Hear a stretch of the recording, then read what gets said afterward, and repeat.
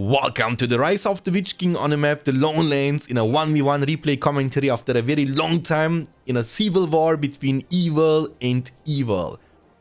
Mordor versus goblins.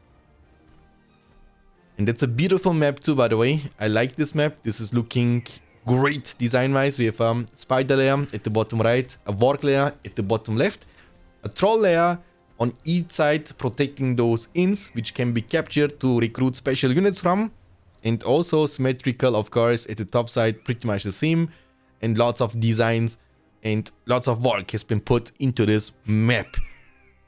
And talking about this matchup, I mean, I've not casted Rise of the Witch King for a long time. That's a new patch, by the way. That's a new version of the patch 2.02.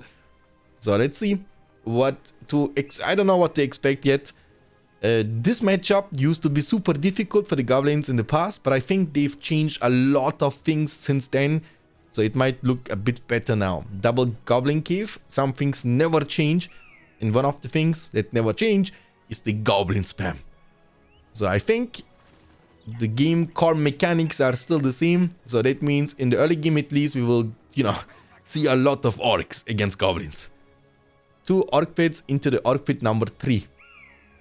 So plenty of orcs are about to come from those beautiful looking pits. Look at them. They are being forged for only one purpose: to destroy the, the race of man. So PowerPoint wise, we have Eye of Sauron and nothing yet from the goblin player. He's going to put some of the goblins inside the tunnel, of course, and the orcs were able to make it to the spot. But of course, the goblins will come out from the tunnel and making sure that they can protect it.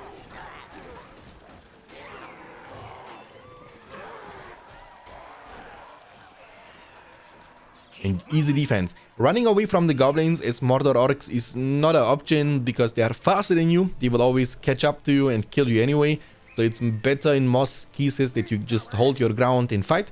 So this way you can at least kill some of them. But it's not about quality, at least not all the time. Sometimes it's also about the quantity, and the orcs are marching in big numbers, and if you gather them even in bigger numbers, they will unlock their horde bonus, which will give them additional DPS. But even then, they will die super quickly, and your goal is not to kill enemy army. Your goal in this game has always been and will always be to destroy the enemy buildings. And that's the commitment right there on the tunnel. It's already dropping down below the 50% HP mark. A triple goblin cave technology versus the triple orc pit technology. The tunnel has been taken down, and Mordor's economy, while we are talking, is remaining untouched. And that's going to be bad for later on for the goblin faction player, because a wealthy and a rich Mordor is the last thing you want to face in this game. And also the goblin caves are super squishy, unlike the barracks from the man faction, for example. But even then, it's better to just focus on the tunnel, and the Kribin, or the cave beds rather, will make sure that they will deal a bit less damage. Archers plus the fortress is protecting this very nicely. And this, in my opinion, is potentially the most important tunnel in the castle, in the base, in the environment of the goblin faction, at least for now. Into more orcs are coming. Oh, new horde of orcs. Later on, we might also get the chance to see the Gothmog, their captain, their leader, their king. And a small counter push, which should be easily defended because that's not a lot of units and should not be problematic to deal with this. This tunnel over here is going to be found with the Great Eye of Sauron. And it's gonna go down for sure because there is literally zero protection. Goblins are... I don't think that's been changed. Goblins never used to be a defending faction, that's a faction you want to snowball with. And if you find yourself in a situation like this in which you are perma-defending, I don't know if that's a great signal for the rest of the game. This slaughterhouse over here is going to be actually... I don't know, it's going to be close, because most of the orcs are not able to attack the one goblin. Can he do it? Nope, he can't. That would be a fairy tale story, like a story of a hero, if you would be able to do this. The Haradrim Palace level 1. only for the Easterlings. I was expecting it to be level 2 for the Haradrim Lancers, but that's not going to be the case, at least not for now. And that's going to be a creeping at the top left corner. Orcs everywhere.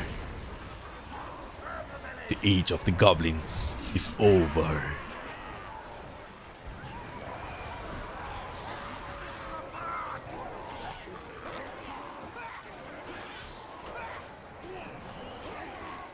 And one of the things that is the main reason for me that I rather focus on the BFME 1 content than Rise of the Witch King is exactly that situation. For the most part, even though that's maybe a very unique matchup, but even with other factions like Elves, Isengard, Men of the West, it's all about swordmen and pikemen fighting from the beginning until the end. It doesn't give you the vibes of Lord of the Rings, which is about the heroes, power points, you know what I'm saying? And this is just like spam, spam, spam, spam. Like having 8 production buildings, spamming only units most of the time. And in rare cases, we get to see these heroes which are not adding too much to the table because, they are so expensive that mathematically it's not correct to build them. You will get punished for this. So you build them only if your command points kept already or if you are very wealthy, but they are never the option number 1 because they can't do anything by themselves. They're only useful if your army is already strong enough to just add like it's like the tip of the iceberg kind of thing.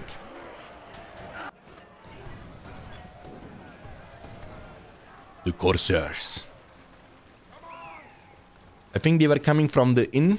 That's gonna be a creeping with only goblins. That's actually impressive that you can do this. The creep, the troll wasn't able to defend his homeland. And the push is going to happen. So power point wise, we have 4 power points collected for Mordor after the Tainted Land in the Eye of Sauron. And the Goblin player has collected 10 power points in total, invested them into the White Man of Dunland after starting the game with the Cave Pad. So he has no war chant, no way to buff his damage or armor. But of course, having the White Man of Dunland special summon is pretty good. I don't think it's great in that specific situation, because in a dream world, you want to use them to deal economical damage because of their pillage ability. So whenever they will deal damage to the enemy structures, they will steal their resources, which is going to be awesome. So you will make enemy poor and you grow rich from this. It's a win-win situation in my book. Plenty of orcs. Even though the Haradrim Marauders in the front line are tanky, but it's just overwhelming amount of orcs slaughtering them. And archers have to work overtime, There are so many targets, so many units to kill. They might low-key run out of arrows, if that would be a thing in the BFME universe.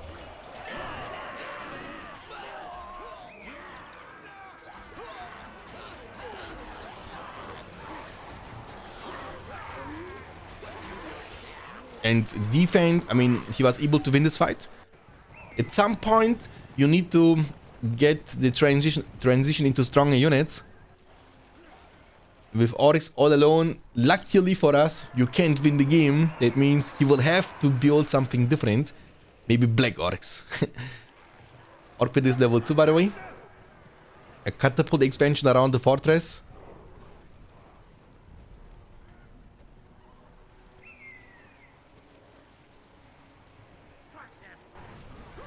And Warden has been used.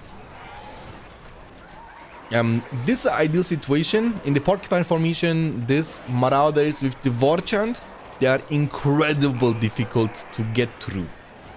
They are like rock solid, made of stone, ultra tanky. And the first hero of the game is going to be Azog, with the green mask on his face. Of course, he's the more affordable hero, the cheapest one for the Goblin faction, actually. Everyone else, like Shelob, for example, or of course, Gorkil the Goblin King, same goes for Drogoth, obviously, are way too expensive. Push incoming. The archers, they are great against units, true, but their lack of damage against buildings going to make this push way less impactful than I was assuming it to be. So you need the front line with the Goblin Warriors and or the Half-Troll Marauders. These are the Haradrim Spearmen, the special unit from the inn when you play with Mordor. A very unique unit actually, because they are ranged and kinda still a counter to the enemy cavalry, which is not existing as we are talking for the Goblin faction, because he never went for the Spider Pit. Spider Pit needs to be level 2, he went for the Fissure instead, level 2. Might also recruit some of the Cave Trolls if he wants to. And level 3 will give you the option to recruit the Fire Drake Brats. So basically splash damage, crazy area of effect damage. You can just breathe fire once and kill all of these archers in one single shot. But of course it's a big investment to do. And the rewarding is not super good, because even though I told you that they are dealing crazy amount of damage, but they are incredible squishy too. So these 3 orc archers might actually be enough to kill them.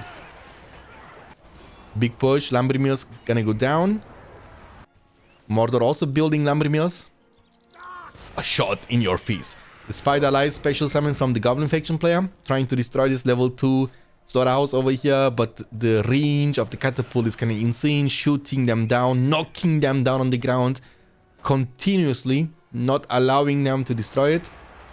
And 650 command points for Mordor and 850 for the Goblins. But he also has those Burrow expansions. In each one of them is going to increase your command points by 75. So it's like a trick, you know. It gives you the feeling that you are having good amount of resource generation when you look at your command points. But these are just like fake information. You know, you get 150 command points for free, and these 150 doesn't give you any resource generation.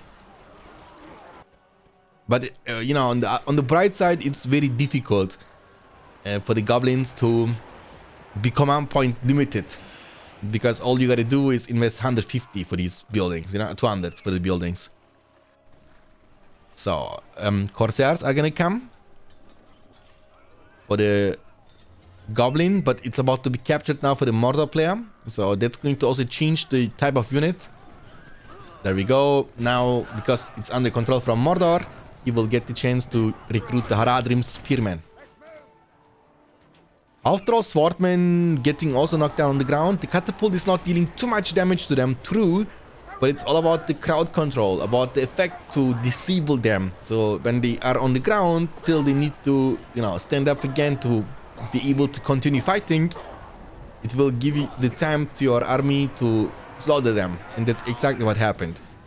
There is going to be a big push very soon, but again, only a tier 1 army, mainly about orcs, I mean goblins, and some corsairs. But also I've seen Gorkil in there. Gorkil, the Goblin King, has been recruited in the front, leading the goblins, of course, and his level is only level 1. And we have even a cave troll. They got a cave troll. And the fight is going to break out. The Wildman of Dunland special summon into the war chant behind the enemy lines to catch up those orc archers, and it will force the Mordor player now to retreat all the way back to the castle. Also, he went for the tavern, which will give him the chance to recruit the real corsairs. If you are wondering where the corsairs from goblins are coming from, obviously from the inn. Gorkil and Azog. Azog is level 4, has the great battle reach, turning him into a great strong duelist. Level 2 has now the Skull Totem, which will be immediately placed, as you can see. And Skull Totem basically is like a Tainted Land kind of thing, and also will make you immune to fear, which actually against Mordor is super good, because you have seen before the skull shot, you know, the launched skulls, basically fearing, and then later on you have Drummer Troll Roar ability, for example. You have, I don't know, the Screech from the Nazgul. There are so many tools for Mordor to fear your army, which will make the Skull Totem from the Gorkil super valuable. And he's also a tanky hero. He's gonna get now mounted on a Scorpion, which means whenever it's getting dangerous, you can just easily disengage. But we have another hero coming. Gothmog. Wait for me, maggots. Wait for me. Archers behind. This guy is more like a sportive hero, not the best fighter until he gets level 3, which actually is not super difficult to get him to level 3. The Fury is going to... I think Fury will still lose, but the Watcher in the water. We have also seen Darkness, by the way. Darkness from Mordor, covering the whole map into darkness. Enemy unit vision will be reducing enemy unit vision and range by 25%. All allied units gain 25% more damage, armor, and earn 50% experience faster. The duration is for 2 minutes and 30 seconds, and the recharge time is 6 minutes in total. Very great and like a huge thing, because it covers the whole map, and also a brand new animation to this. This flickering from the red dot looks pretty awesome, if you ask me. But the Watcher, of course, it was able to win you the battle. However, the war isn't over yet. And it's also a major cooldown. We are talking about a 9-minute cooldown. That's a long time in an RTS game. When you think about this way, a recruit time of an orc is only 22 seconds. From a level 1 orc pit. So think about how many orcs you can recruit in 9 minutes.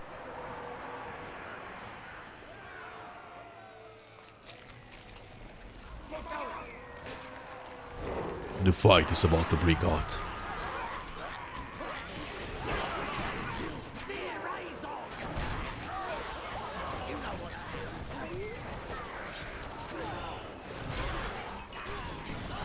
Now, of course, the big focus on the troll.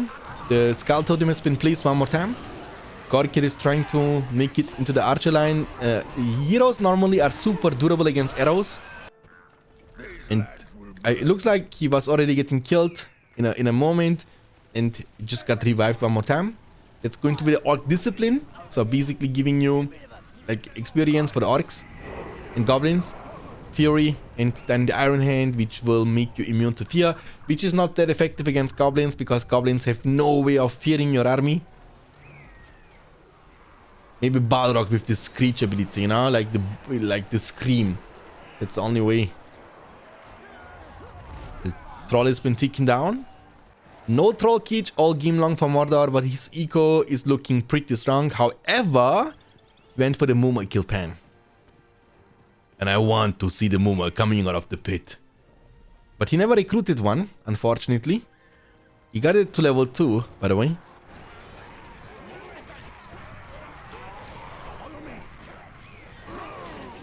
In that specific situation, you need to realize, okay, I need to go for the trample with the spider riders. True. The Easterlings were not in the right position, but now they are. In between the archers makes the trampling incredible difficult.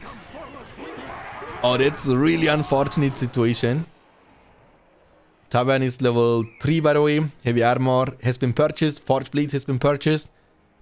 So the orcs, even the orcs can get strong with all of these upgrades. And the map is looking pink to me. The bottom side, the top side. I mean, Mordor did a great job expanding pretty much everywhere. More orcs. More orcs. More orcs.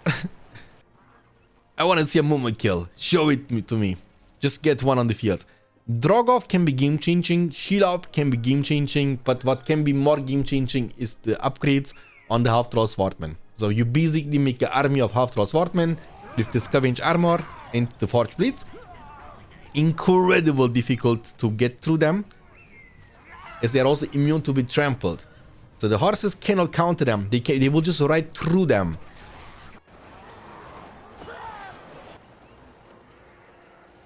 The orcs are bored. So they fight each other. Not enough fighting for them. They want to even fight more. More orcs. More. Level 5 is the limit, by the way. You can't get a normal unit higher than to level 5.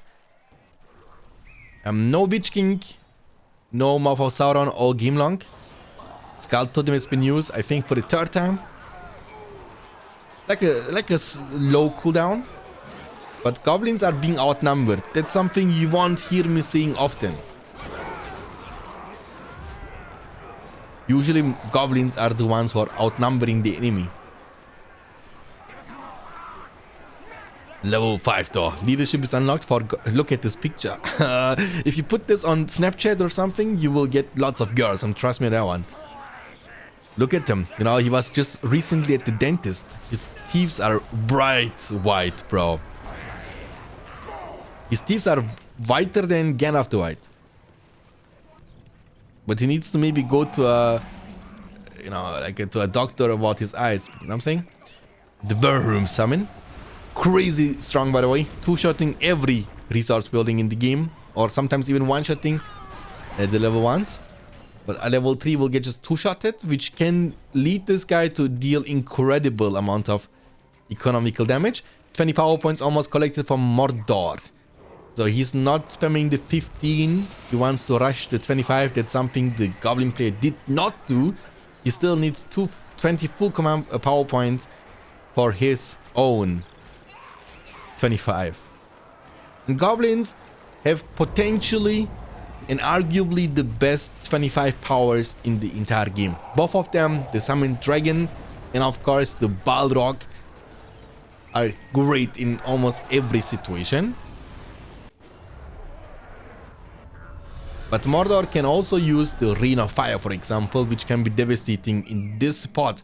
Like you place it right here. You can maybe do it this way, so you damage... Ooh, but he's gonna go for the Balrog. The demon of the ancient world. Phew!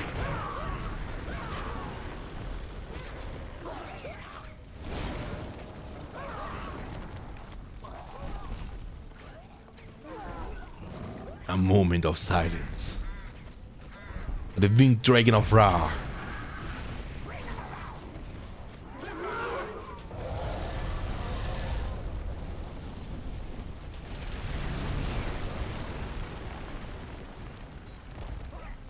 The rubbles will remain, but this was a great breath fire, bro. The perfect lineup. I mean, this lineup is good in the early game, but it's like you will get punished for this in the late game. The Balrog's duration is also pretty long, actually. I think you can get the chance to use the whip multiple times, also the ignite. Duration is 30 seconds, the charge time is 30 seconds too. So you basically charge like... The second it goes on cooldown, you know you need to activate it one more time.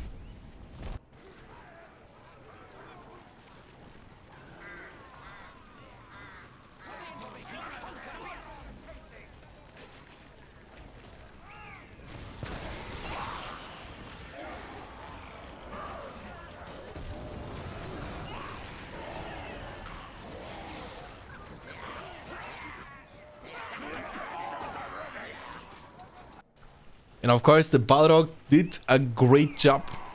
And the damage he was able to deal might be enough to win the game. As we see, Goblins have still not the power points they need. Not even close. Still 15 power points away. Oh, I like the Mumakil.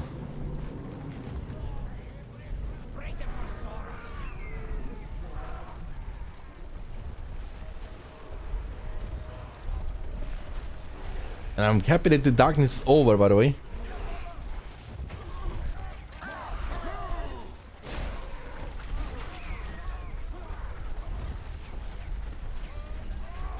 And they're coming out with the Haradrims on top. They can also charge. And he's going to even give them the banner. So they get to level 2.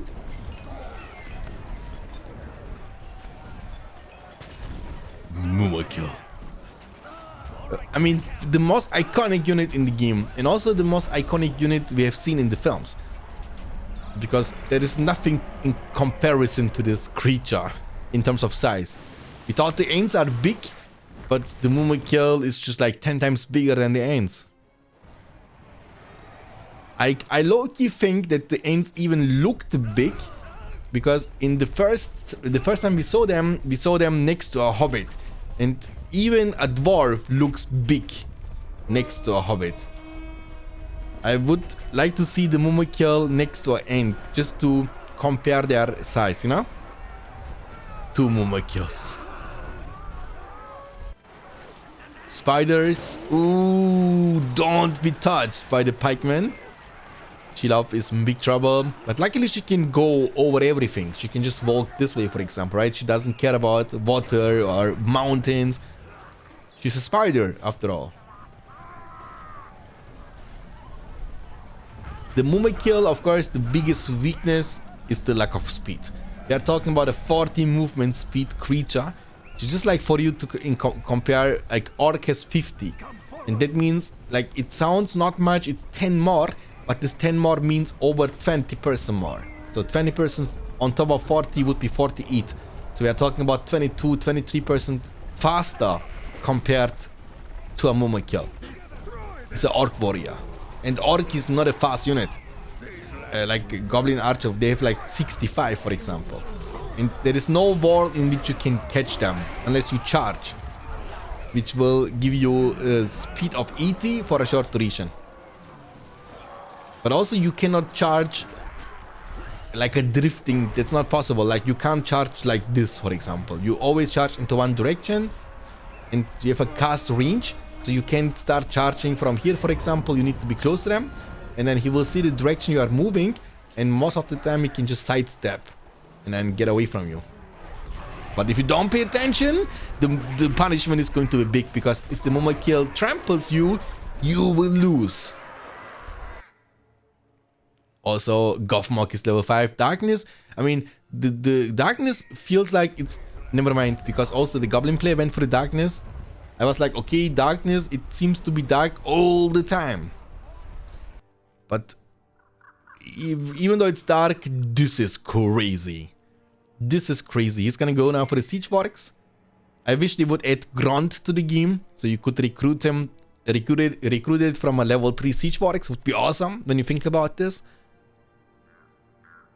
Grunt, like the chanting when you recruit it. Plenty of Easterlings, Orcs all over the place. And the Easterlings have also the Forge Blades, the heavy armor, super durable, tanky Mumakils, Gothmog, and Haradrim Riders.